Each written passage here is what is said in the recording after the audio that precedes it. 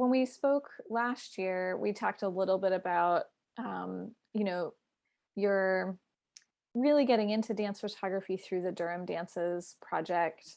And I'm wondering, that sort of laid the foundation. And other than sort of testing out new lighting techniques and that kind of thing, have you noticed any other kind of evolutions in your thinking about photographing dance, or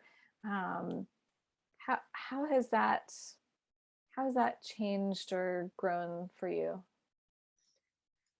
I think it's grown in ways that I think the dance festival kind of even further expanded my range of the type of dancers that I've worked with, and being able to work with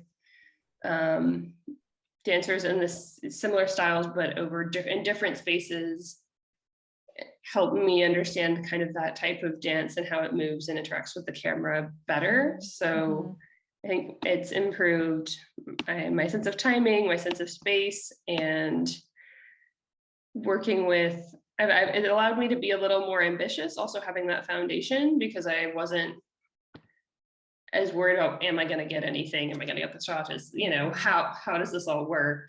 What lighting do I want to bring? I don't know, try this, try that.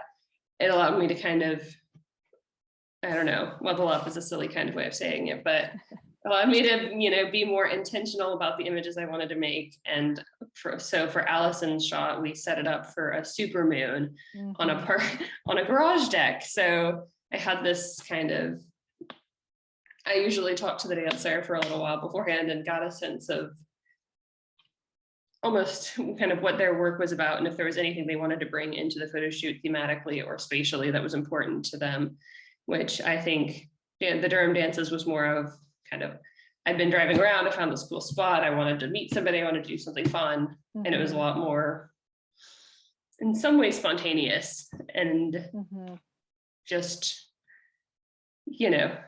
a grand experiment and fun and wonderful. But it was exciting to be able to bring more intentionality into my work. Yeah. Well, and I think, that really then resulted in these portraits being a real reflection of the character of these artists, which of course that's what a good portrait does, right? It captures something of the essence of these people. And I think seeing that through the diversity of these dancers, in terms of we chose these artists, basically one artist featured in each of the seasons of the festival. So from its earliest seasons 30 years ago, all the way up to our more recent seasons. And so you get dancers who've really had a career here, and others who are still really establishing what that career looks like. And so you see that range of artists and maturity and the way they express themselves, and they're just so rich. I feel like there's so much in these portraits. It was really exciting for me to see those, get to share them in so many different ways. We were able to exhibit the printed photos in a local gallery in Greensboro for a while. And as you mentioned before, we created a photo book of one image from each artist, and that's been really special too.